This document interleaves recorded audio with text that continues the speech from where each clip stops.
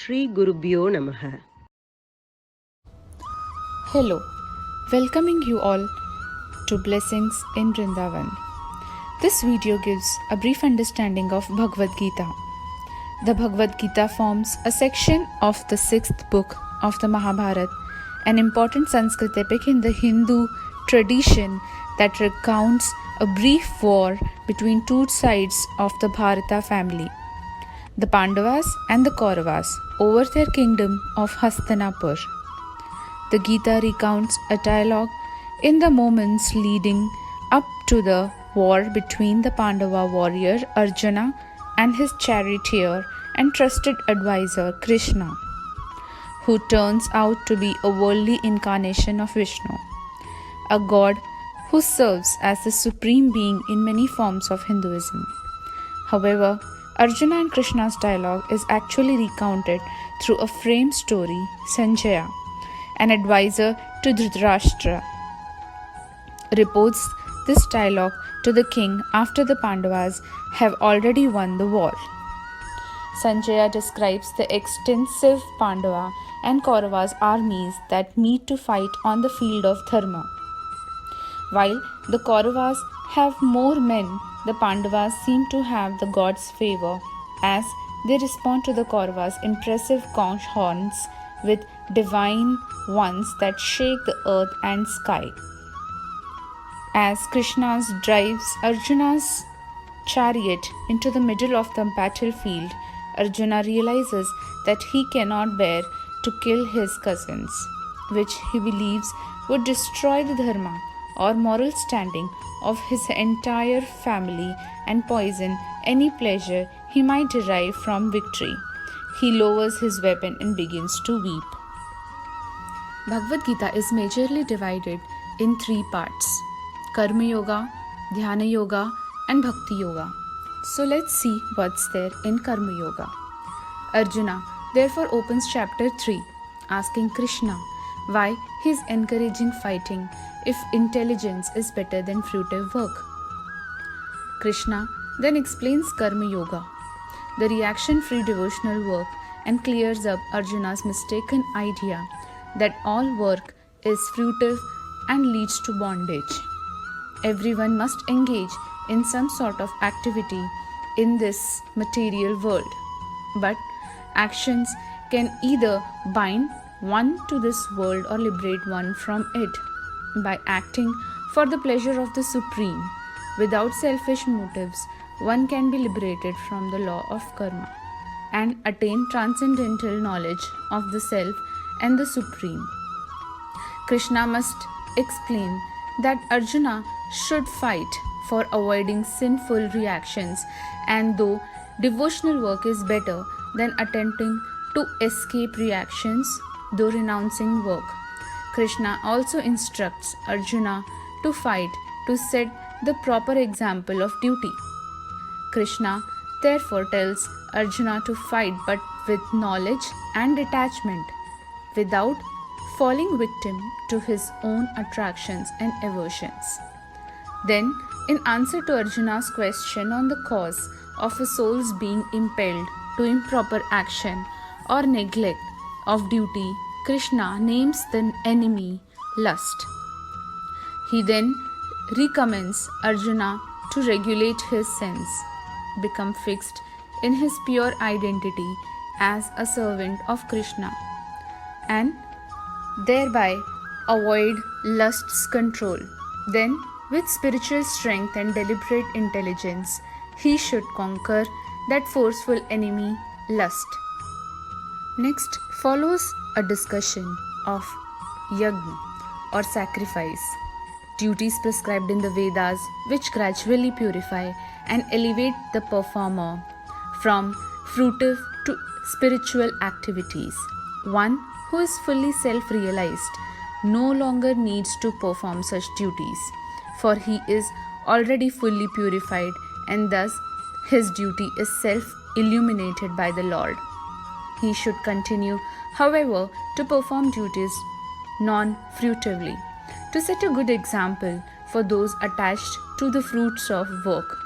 Concluded his instructions on Karma Yoga and Yajna Krishna commands Arjuna, surrendering all your works onto me, with mind intent on me and without desire for gain or free from egoism and lethargy.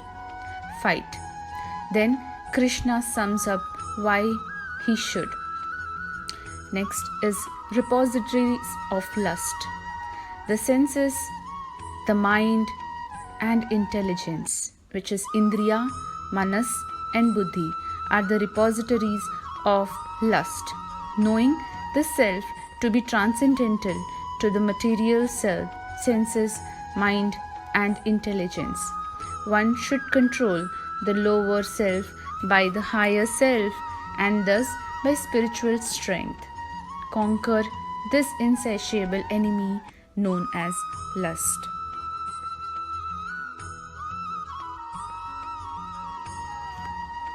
Dhyana Yoga. Krishna begins the 6th chapter by explaining that the yogi engages in fruitive sitting postures, while the advanced yogi, the true sannyasi, works without attachment. Ashtanga Yoga, a mechanical meditative practice, controls the mind and senses and focuses concentration on Paramatma, the Super Soul. When Karma Yoga increases in knowledge and renunciation, this stage is called Jnana Yoga.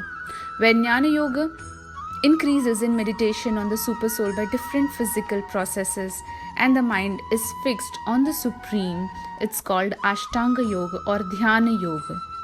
In the yoga practice, with firm faith and determination, one should abandon all material desires. Without thinking anything else, one should engage in body, mind, and soul in the service of Lord. The mind is most difficult to control and one has to conquer it, otherwise lust, anger, avarice, illusion, etc. always deviate him. A conqueror of mind automatically follows the dictation of Super Soul. In order to execute the process of Ashtanga Yoga by carefully controlling his mind and engaging his body and his self in Krishna's service, one has to live in a secluded place and sitting on a sacred place, he has to meditate on the Paramatma. One should hold one's body, neck and head erect and stare steadily at the tip of the nose with one unagitated and subdued mind. One should regulate the habits of eating, sleeping, recreation and work to free oneself from material desires. Like a lamp in the windless place, one has to steadily meditate on the Super Soul with a controlling mind. Fixing his mind on the self and on Krishna, he attains transcendental happiness in the kingdom of God. If the mind wanders, one should bring it back under the control of the self. This continuous practice culminates into Samadhi, the stage of full consciousness of Supreme. The perfection is characterized by one's ability to see the self by the pure mind and relish and rejoice in the self. The natural, boundless, transcendental pleasure is the highest perfection or ultimate goal of yoga. Even if one abandons this process after practicing or fails, he is never in loss. He again gets a chance in a future life to start from the point where he left the process. Arjuna then points out the main difficulty in practicing yoga is controlling the mind. Arjuna, knowing the restless, unsteady, strong nature of his mind, expresses his inability to practice this system of yoga. Krishna responds by saying that one can overcome the obstinate mind through constant practice and determination. This practice culminates in Samadhi, full consciousness of the Supreme. Such a yogi liberates, not degrades himself by his mind's activities. In responding to Arjuna's about the fate of an unsuccessful yogi, Krishna answers that one unsuccessful in his practice will still take birth in a family of wise transcendentalists and automatically become attracted to yogic principles. Krishna finally states in the last two verses of the chapter that yogi is greater than the ascetic, the gnani and the karmi. And the greatest of all yogis is he who always thinks of Krishna and with great faith worships him in loving service. The goal of Ashtanga Yoga can also be achieved in Bhakti Yoga by engaging mind, body, soul, and senses in the service of Krishna. A perfect yogi sees Vishnu or Krishna as the same supersoul, Paramatma. Of all yogis, one who always remembers Krishna and renders devotional service to him is the best. Today's so-called yoga practices, which involves various senses pleasures, is contradictory to Krishna's explanation of the process. Bhakti Yoga. This chapter stresses on the super excellence of the path of loving devotion over all other types of spiritual practices. It begins with Arjun asking Krishna whom he considers most perfect in yoga, those who are devoted to the personal form of God, or those who worship the formless Brahman. Krishna responds by declaring that both paths lead to the God realization.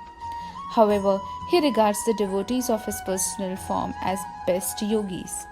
He explains that meditation on the impersonal unmanifest aspects of God is full of tribulations and is exceedingly difficult for embodied beings.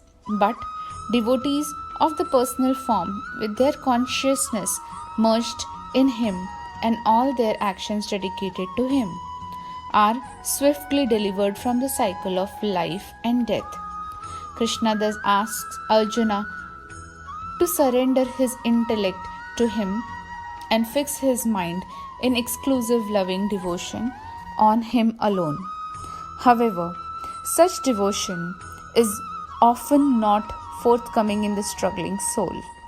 So Krishna gives other options and says that if Arjun cannot immediately reach the stage of complete absorption of the mind in God, he should strive to reach the stage of perfection by constant practice.